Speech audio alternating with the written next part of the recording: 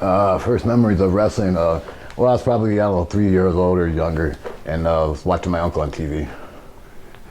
And was he your favorite? Oh yeah, of course. He was attacked a lot. He's probably the most attacked heel of all time. Did he ever tell you any stories about some of those attacks? Yeah, but he also said, you know, mind my own business, not to, you know, live his life, you know, don't try to copy him.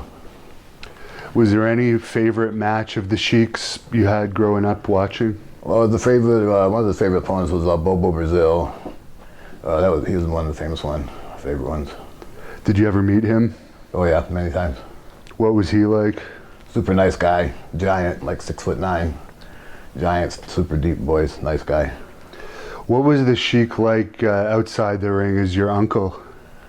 He was mean, and he was the Sheik outside the ring too, but he was also my uncle. You know, he had some compassion, but not all. Like, he was rough to be around.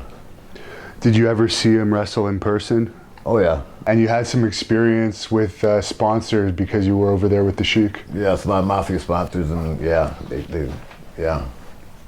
I guess he was a legend over there. Did you notice when you were over there with him, he was treated even more differently than... Yeah, even now, I mean, if he was alive now, they still treat him differently than they treat anybody now. You know, they treat him like he was you know, a movie star, not like a funny athlete.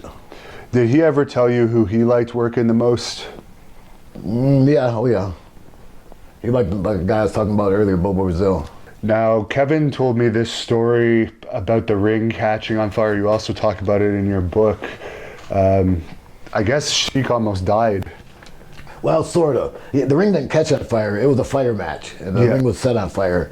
And it got too hot, and then so I jumped out first, and the Japanese jumped out, and the Sheik jumped out. The Sheik doesn't jump out. He had to crawl out slower than we did. So he got burned by the flames close to his back. Like, he wasn't engulfed in the flame, but he got too close to the flame. And it was sucking the oxygen out of the air. Yeah, you couldn't hear or breathe, and it scared the shit out of us. And I was they thanked me later for being the first one to jump. That wasn't a choice. That was easy.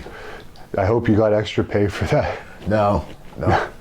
Were the fans upset that the match didn't actually happen? No, because after the match, she carried on wrestling and stuff. I was throwing water on him, and he was getting mad because he wanted to still throw fire at Onita.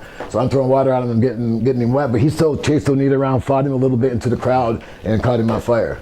And then we went off our way. Did he ever tell you any stories about his time in the military?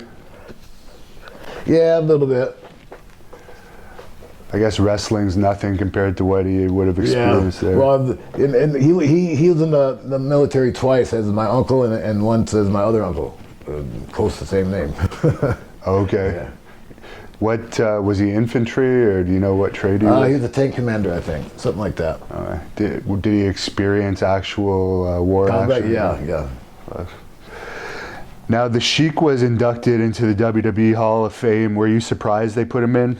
No, and I only was shooting for it because I wanted my aunt to get the payoff. Other than that, I wasn't doing it for the honor. It's like, there was no honor in that. I knew that, and my uncle wouldn't be honored either. But he'd expect me to get my aunt a payoff, so I did. And but it was no honor. I don't give a shit about it. If they put me into it, I'll take it for the payoff. Do you think he would have been proud of you with all of your accomplishments if he'd still be around today? Yeah, yes and no. He'd also be saying, see, I told you they're going to steal that table. I told you they're going to steal that. I told you. He'd say that. Is there any younger family members related to the Sheik that would ever get into wrestling? No, I don't know. I was poking around, but I don't think so. You know, I've even asked a few of my nephews to get in it, and go, oh, yeah, and they never come meet me to train. So the legacy is going to be over when you retire? Looks that way. Did you like the I Like to Hurt People movie about the Sheik? Yeah. It was supposed to be a different kind of movie, and it ran out of funds or whatever, and that they just chopped it up into making it just wrestling. My favorite tag team partner was my uncle, the Sheik, and then also Rob. Any favorite match of you and tagging with the Sheik? Yeah, a few of them. Me and him against Tarzan Goto, and I mean, me and the Sheik against Tarzan Goto and Terry Funk in Kawasaki Stadium one time. That was awesome. How did you come up with the triple? Sheik, when he got old, his good matches, all of his good matches were Terry Funk. Like when you wrestled other guys, they didn't really know how to wrestle him because they were still kind of young. But Terry, you know, he was young, but he knew how to wrestle Sheik as an older guy, and he enhanced Sheik's wrestling more than anybody.